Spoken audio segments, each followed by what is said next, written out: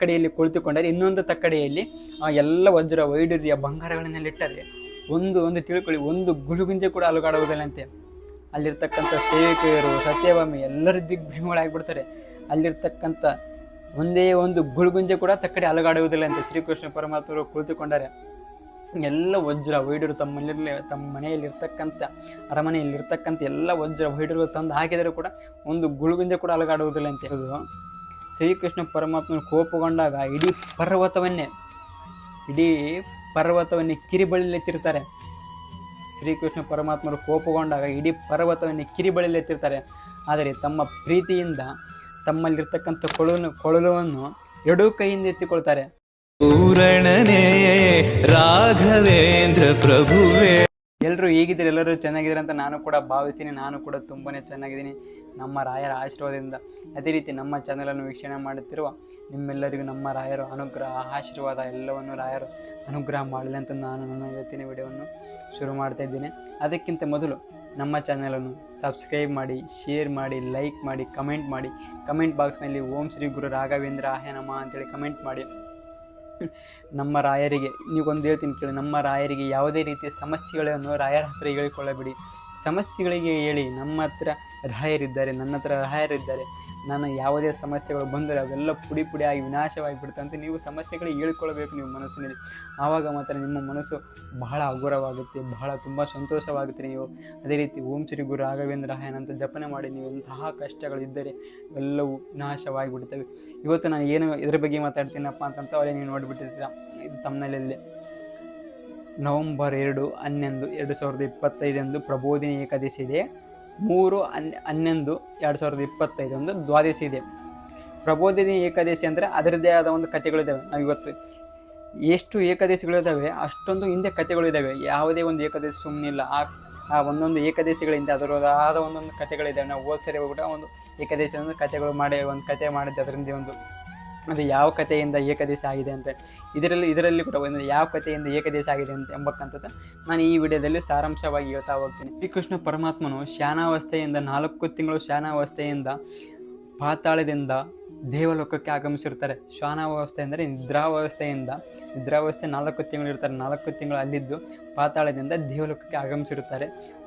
ಏನಪ್ಪ ಅಂತಂದರೆ ಸತ್ಯಭಾಮಿ ಇರ್ತಾರಲ್ಲ, ನಮ್ಮ ಶ್ರೀಕೃಷ್ಣ ಪ್ರಭುಗಳ ಪತ್ನಿ ಸತ್ಯಭಾಮಿ ಬಹಳ ಸುಂದರವಾಗಿರ್ತಾರೆ. ಅವರು ತಮ್ಮ ನಾನು ಬಹಳ ಸುಂದರವಾಗಿದ್ದೀನಿ ಅಂತೇಳಿ ಬಹಳ ಇದು ಮಾಡ್ತಿರ್ತಾರೆ. ನಾವು ಶ್ರೀಕೃಷ್ಣ ಪ್ರಭುಗಳ ತುಂಬ ಬಹಳ ಪ್ರೀತಿ ಮಾಡ್ತಾರೆ. ಅವರು ಹೇಳಿಕೊಳ್ಳಲಾರದಷ್ಟು ಪ್ರೀತಿ ಮಾಡ್ತಾ ಇರ್ತಾರೆ ಅವರು.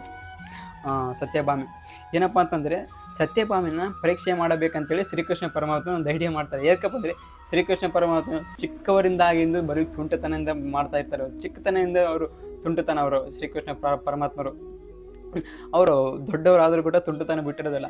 ಸತ್ಯಭಾಮನ ಒಂದು ದಿನ ಪರೀಕ್ಷೆ ಮಾಡಬೇಕಂತಂತೇಳಿ ನಾರದ ಮುನಿಗಳ ಕರೀತಾರೆ. ಅಲ್ಲಿಗೆ ನಾರದ ಮುನಿಗಳಿಗೆ ಏನು ಹೇಳಬೇಕು ಸತ್ಯಭಾಮಿಗೆ ಅದನ್ನು ಯಾವ ರೀತಿ ಹೇಳ್ಬೇಕಂತೆಲ್ಲ ಶ್ರೀಕೃಷ್ಣ ಪರಮಾತ್ಮರು ನಾರದ ಮುನಿಗಳಿಗೆ ಹೇಳ್ತಾರೆ. ಆಗ ನಾರದ ಮುನಿಗಳು ಹೋಗಿ ಸತ್ಯಭಾಮಿ ಹತ್ರ ಹೇಳ್ತಾರೆ ಅಂತೆ, ನೀನು ಮುಂದಿನ ಜನ್ಮದಲ್ಲಿ ನಿನಗೆ ಏನು ಬೇಕು ಕೇಳು, ನಾನು ನಿನಗೆ ಅನುಗ್ರಹ ಮಾಡ್ತೀನಿ ಅಂತ ನಾರದ ಮುನಿಗಳು ಹೇಳ್ತಾರೆ ಅಂತೆ. ಆಗ ಸತ್ಯಭಾಮಿ ಹೇಳ್ತಾಳಂತೆ, ನನಗೇನೂ ಬೇಡ, ನನಗೆ ಶ್ರೀಕೃಷ್ಣ ಪರಮಾತ್ಮನೇ ನನಗೆ ಪತಿ ದೇವರಾಗಬೇಕಂತಂತ ಹೇಳ್ತಾಳೆ ಅಂತೆ ಸತ್ಯಭಾಮಿ.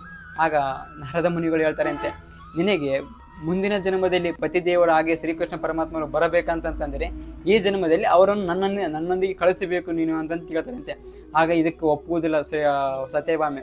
ಅಲ್ಲಿರ್ತಕ್ಕಂಥ ಸೇವಕರು ಇದನ್ನು ಕೇಳಿಸಿಕೊಂಡು ಬಹಳ ದಿಗ್ಭ್ರಮೆಗಳಾಗಿಬಿಡ್ತಾರೆ, ಗಾಬರಿ ಒಳಗಾಗಿಬಿಡ್ತಾರೆ. ನಾವು ಯಾವುದೇ ಕಾರಣಕ್ಕೂ ಶ್ರೀಕೃಷ್ಣ ಪರಮಾತ್ಮನನ್ನು ನಾವು ಕಳಿಸಿಕೊಳ್ಳುವುದಿಲ್ಲ ಅಂತಂತೇಳಿ ಅಲ್ಲಿ ಎಲ್ಲ ಅಡ್ಡ ಆಗಿಬಿಡ್ತಾರೆ ನಮ್ಮ ನಾರದರನ್ನು ಹಾಕಿದಾಗ. ಆಗ ಹೇಳ್ತಾರೆ ಅಂತೆ ನಾರದ ಮುನಿಗಳು, ನಾನು ಇದಕ್ಕೆ ಇನ್ನೊಂದು ಉಪಾಯ ಮಾಡ್ತೀನಿ. ಶ್ರೀಕೃಷ್ಣ ಪರಮಾತ್ಮ ಏನಾದರೂ ನಿಮ್ಮ ಜೊತೆಗೆ ಇರಬೇಕಂತಂದರೆ ನಾನು ಏನು ಕೇಳುತ್ತೇನೆ ಅದನ್ನು ನೀವು ಕೊಡಬೇಕಂತ ಹೇಳ್ತಾರಂತೆ. ಆಗ ಅಲ್ಲಿರ್ತಕ್ಕಂಥ ಸೇವಕರು ಮತ್ತು ಸತ್ಯಭಾಮಿ ಎಲ್ಲರೂ ನೀವೇನು ಕೇಳ್ರಿ ನಾವು ಕೊಡ್ತೀವಿ ಅಂತ ಕೇಳಿದಾಗ ಶ್ರೀಕೃಷ್ಣ ಪರಮಾತ್ಮನು ಒಂದು ತಕ್ಕಡಿಯಲ್ಲಿ ಕುಂದಿರಿಸಿ ಇನ್ನೊಂದು ತಕ್ಕಡಿಯಲ್ಲಿ ನನಗೆ ವಜ್ರ ವೈಡೂರ್ಯ ಬಂಗಾರಗಳನ್ನು ನನಗೆ ಅದು ಶ್ರೀಕೃಷ್ಣ ಪರಮಾತ್ಮ ಎಷ್ಟು ತೂಕವಿರುತ್ತೆ ಅದೇ ತೂಕ ನನಗೆ ಅದೆಲ್ಲ ಕುಂದಿರಿಸಿ ನನಗೆ ಕೊಡಬೇಕಂತ ಹೇಳ್ತಾರಂತೆ.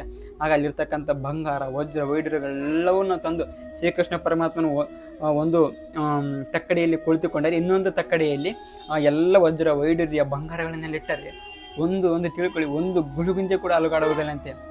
ಅಲ್ಲಿರ್ತಕ್ಕಂಥ ಸೇವಕಿಯರು, ಸತ್ಯಭಾಮಿ ಎಲ್ಲರೂ ದಿಗ್ಭ್ರಮೆಗಳಾಗಿಬಿಡ್ತಾರೆ.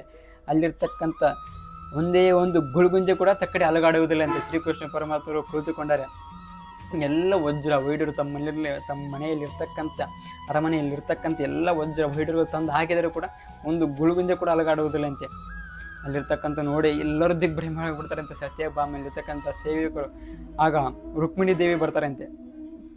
ರುಕ್ಮಿಣಿ ದೇವಿ ಬಂದು ಹೇಳ್ತಾರಂತೆ, ಅಲ್ಲಿರ್ತಕ್ಕಂಥ ಬಂಗಾರ ವಜ್ರ ವೈಢೂರ್ಯಗಳೆಲ್ಲನೂ ತೆಗೆದು ಸೈಡಿಗೆ ಇಡೆ ಅಂತ ಹೇಳ್ತಾರಂತೆ. ಎಲ್ಲವನ್ನು ತೆಗೆದು ಸೈಡಿಗೆ ಇಟ್ಟಾಗ 2 ತುಳಸಿ ಎಲೆಗಳನ್ನು ತರ್ತಾರಂತೆ.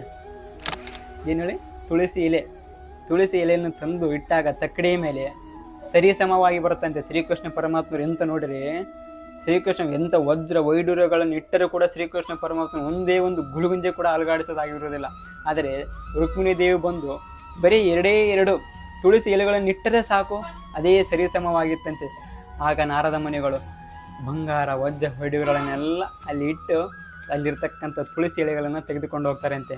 ನೋಡ್ರಿ, ಇದರಿಂದ ನಾವು ಏನು ಕಲಿಬೇಕಪ್ಪ ಅಂದರೆ ಶ್ರೀಕೃಷ್ಣ ಪರಮಾತ್ಮರು ನೀವು ಎಷ್ಟು ಶ್ರೀಮಂತರಾಗಿರಿ, ಎಷ್ಟು ಬಡವರಾಗಿ, ಎಷ್ಟು ನೀವು ಸುಂದರವಾಗಿ, ಎಷ್ಟು ಕುರುಪಿಯಾಗಿರಿ, ಅದು ಮುಖ್ಯವಲ್ಲ. ನೀವು ಶ್ರೀಕೃಷ್ಣ ಪರಮಾತ್ಮನನ್ನು ನೀವು ಎಷ್ಟು ಪ್ರೀತಿಸುತ್ತೀರಿ ಎಂಬುದು ಮುಖ್ಯವಾಗುತ್ತದೆ. ಶ್ರೀಕೃಷ್ಣ ಪರಮಾತ್ಮನಿಗೆ ಯಾವುದೇ ರೀತಿ ಶ್ರೀಮಂತರು ಇಷ್ಟಾಗೋದಂತಲ್ಲ, ಬಡವರು ಇಷ್ಟಾಗೋದಂತಲ್ಲ.